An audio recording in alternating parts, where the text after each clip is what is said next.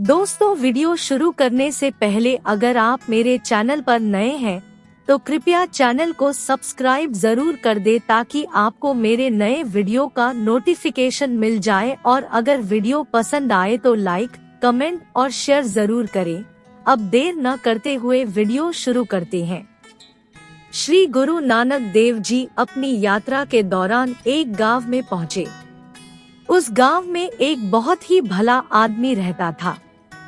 जब भी कोई संत महात्मा उस भले आदमी के घर जाते थे तो वह उनका बहुत आदर सत्कार करता था और बड़े ही प्रेम भाव से उनकी सेवा करता था। वह अपने यहाँ पर आए हुए साधु संत से एक ही सवाल पूछता था कि साधु संतों के दर्शन से क्या फल मिलता है। श्री गुरु नानक जी उसकी यह इच्छा पूरी करने के लिए उसके घर जा पहुँचे। वह आदमी गुरु जी को अपने घर आया देखकर बहुत खुश हुआ। उसने गुरु जी को बहुत ही आदर सम्मान के साथ बिठाया और बड़े ही प्यार से उनकी सेवा की।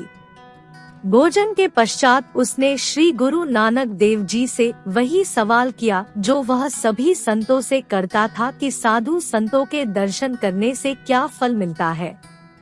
उसने गुरुजी से हाथ जोड़कर कहा कि मैंने यह सवाल मेरे घर आए सभी साधु संतों से किया, लेकिन मुझे अभी तक इसका कोई ऐसा जवाब नहीं मिला जिससे मेरी संतुष्टि हो सके। आप एक संपूर्ण गुरु हैं, कृपया मेरे इस सवाल का जवाब दे ताकि मेरी पूर्ण रूप से संतुष्टि हो सके।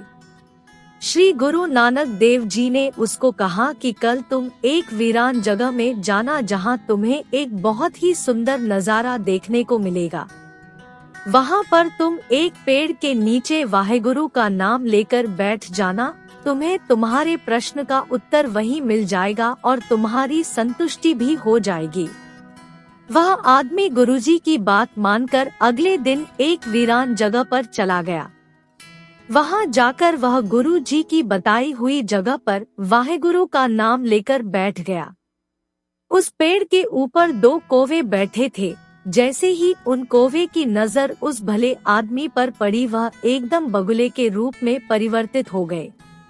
थोड़ी देर बैठने के बाद वह आदमी यह हैरान करने वाला दृश्य के बारे में सोचता हुआ घर वापस आ गया। घर आकर वह श्री गुरु नानक देव जी से बोला कि गुरु जी, आपके कहने पर मैं उसी जगह गया था जहां आपने कहा था, लेकिन मुझे ना तो वहां कोई मिला और ना ही मुझे मेरे प्रश्न का उत्तर मिला। गुरु नानक जी ने कहा, कोई बात नहीं, कल तुम फिर वहां जाना, तुम्हें तुम्हारे प्रश्न का उत्तर मिल जाएगा। अगले दिन वह आदमी गुरु जी की बात मानकर उसी जगह दोबारा चला गया। वह उसी पेड़ के नीचे जाकर बैठ गया। उसने पेड़ के ऊपर देखा, कल वाले दोनों बगुले वहीं बैठे थे। जैसे ही बगुले ने उस भले आदमी की तरफ देखा वह एकदम हंस के रूप में परिवर्तित हो गए। वह आदमी यह देखकर बहुत हैरान हुआ। थोड़ी देर बैठने के पश्चात वह आदमी घर वापस आ गया और गुरु जी को पूरे दिन का वृतांत सुनाया। वह आदमी बोला, गुरुजी, मेरे साथ 2 दिन यह हैरान करने वाला वाकया हुआ है, लेकिन मेरे प्रश्न का उत्तर मुझे अभी भी नहीं मिला। गुरुजी ने उसको कहा कि कल तुम एक बार फिर उस पेड़ के नीचे जाना जहां तुमने उन दोनों हंसों को देखा था। कल तुम्हें तुम्हारे प्रश्न का उत्तर मिल जाएगा और तुम्हारी संतुष्टि भी हो जाएगी। अगले दिन वह आदमी फिर उस जगह जा पहुंचा। जैसे ही उन हंसों ने उस आदमी की तरफ देखा वह मनुष्य के रूप में परिवर्तित हो गए। वह दोनों पेड़ के नीचे आकर बैठ गए। उन दोनों को अपने सामने बैठे हुए देखकर वह आदमी बोला कि कृपया आप मुझे बताएं कि साधु संतों के दर्शन का क्या फल मिलता है। वह दोनों एक दूसरे की तरफ देखकर मुस्कुराए और उसको बोले कि क्या अभी तक आपको तसल्ली नहीं हुई? जब आप पहली बार यहाँ पर आए तो हम कौवे के रूप में थे, परंतु जैसे ही आपके दर्शन हुए हम बगुले के रूप में आ गए।